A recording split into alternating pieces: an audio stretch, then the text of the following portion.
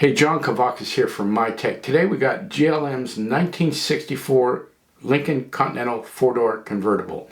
Let me talk to you about Lincoln for a second, because in the early 50s, I think the designs were a little questionable. I never really took to the bathtub designs. I know some people really like them.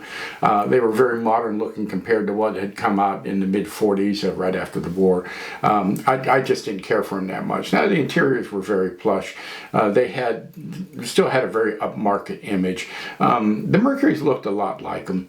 By 1952, the designs had cleaned up. They were looking very modern. Still looked a lot like Mercury. I think Mercury was being marketed as something a little closer to Lincoln than Ford. Whether or not that was a good idea, you can decide that.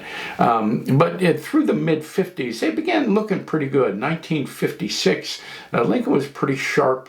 And the Continental Mark II was on the market, was creating quite a sensation. Very elegant design, very expensive. They didn't sell very many of them, but it kind of became the darling of the Hollywood set.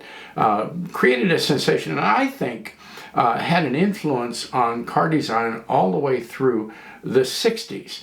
Come 1958, all new design. It was polarizing, to say the least. It was one of the largest vehicles ever made in the United States by a domestic manufacturer. The design was, it was just different. Now, I really like them. I know some people don't care for them. By then, Continental had become a little bit more than a trim level on the Lincoln, with a few differences here and there. But through 1958 and 1959 and 60, Lincoln was in trouble. Robert McNamara had been rising up in influence in the Ford Motor Company, and he wanted to shut down Lincoln. He wanted to shut down Mercury. He was never a fan of Edsel to begin with. Many people think that because McNamara objected to all these different nameplates, Edsel was doomed from the get-go, regardless of what the design was like, regardless of what the quality was like. So McNamara wanted to shut Lincoln down. He almost was successful at it. But in 1961, McNamara was moving on, and Ford bet the farm. They went all out on the 1961 Lincoln Continental. Now, the nameplates had come together by then. Four-door with the coach doors that open up in the middle. An elegant, to my eyes, plush, luxurious design that I believe set the tone for all automotive design through the 60s and into the 70s or so. I mean, we just hadn't seen anything like the Lincoln Continental for 1961. It was lacking all the chrome. It was lacking all of the angles and everything. It's just a beautiful, beautiful design. And it set the world on fire. All of a sudden, Lincoln was healthy. They were doing well. That design did well through 1961, 1962. In 1963, they got a little bit of a refresh.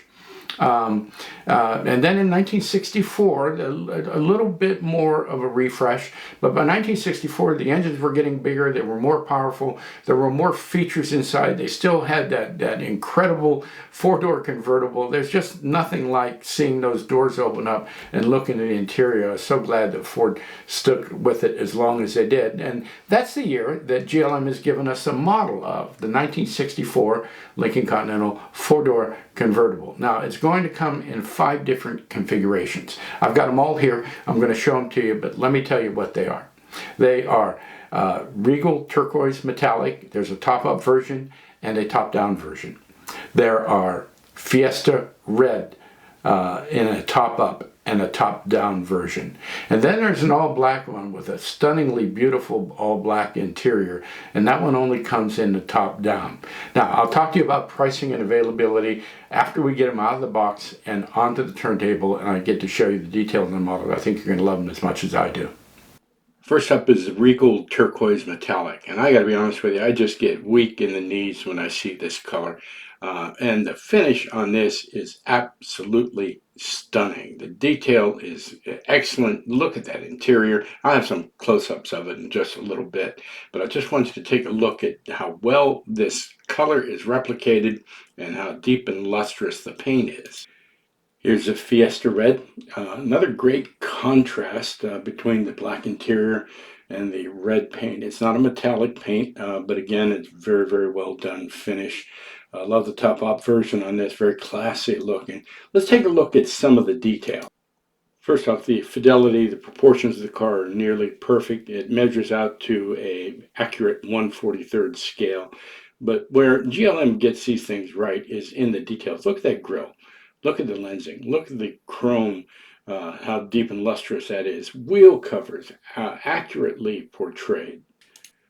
Lensing's beautiful. That rear grille is replicated almost perfectly. Badging, minute, really little touches like the little keyhole beneath the front door handle just really add to the realism of this car. Let's talk a little bit about the trim.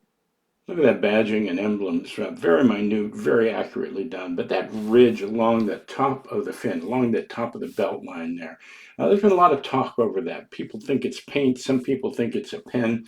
It's actually a heat sealing process that lends to the accuracy of the trim. It keeps it to scale. It avoids some of the problems some of the manufacturers have had with photo etch coming loose and that sort of thing. But for me, what it really does is gives us a scale appropriate level of trim, and it looks really good. Some people don't like it. I get it. I think it looks fantastic. Here's a close look at the interior. The dash on these wasn't real elaborate. It's an accurate looking dash, great steering wheel, but the detail on the interior is just superb. The chrome trim is minute, it's small. The pull handles on the doors, wood grain where there's supposed to be wood grain. The leather, it looks like leather. It's got a realistic look to it. Just a beautifully done interior. And once again, take a look at that windshield surround. Very delicately handled, beautifully rendered. Here's the top down black, and I got to tell you something, this model just pops. I know it's a lot of black, but it really accentuates all of the chrome trim and all of the detail. The detail just comes jumping out at you. And it's period appropriate. This was a very classy combination. I've heard a lot of people say I will never have a car with a black interior. It gets too hot in the summertime. Well, if you've had a car with black leather, you know that leather doesn't heat up the way vinyl did. A lot of people look at vinyl interiors from the 60s and 70s and think they're leather. But leather is skin, and it does get warm, but it doesn't get overheated the way vinyl does. Beautiful model. Okay, there they are. I think you have to agree, they are beautifully done. The detail is amazing. The interiors are amazing. Now, these models are going to sell for $129 plus shipping. Legacy Diecast has them at that price. You probably have a favorite dealer that deals with GLM. You're going to want to call them, check the price, because we're still trying to work out this whole tariff situation, and we don't know what impact it's going to have on the retail level. Some packages are coming through with a tariff.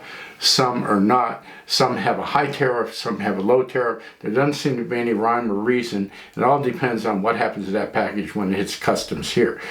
So check with your dealer. But if you like these cars, just like any other GLM and stamp product, you're going to have to move quickly on them because they sell out quickly. And they've done a fantastic job on this model. I think it's one of the best ones they've produced yet. Their finishes keep getting better.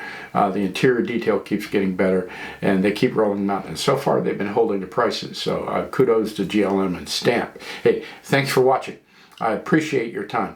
The channel's doing great. If you liked the video, give me a like down there in the right-hand corner. Love to have you as a subscriber. We got a lot of things coming down the pipe. Things seem to be loosening up on shipments from China. Got some white metal action coming as well. I'm eager to share all that with you. Thanks for tuning in.